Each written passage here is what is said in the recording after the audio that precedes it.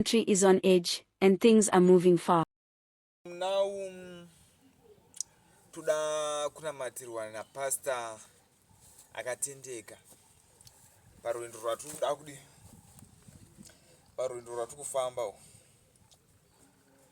rwendo rwemujecha runoda netsapo neura satuda pastor akatendeka pastor Talent Chiwenga ndovachatipa munamato nekuti ndiye munhu anoparidza chokwadi, ndiye munhu anotamba pedu nechokwadi, kwete zvimwe zvese zvinosapota zvinhu zvakadhakwa.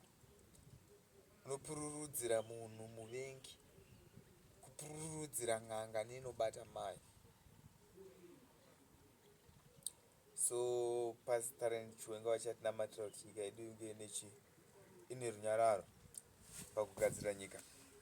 Apa isu hatizi kubvuta kapa, tiri kuita kutora kupisa.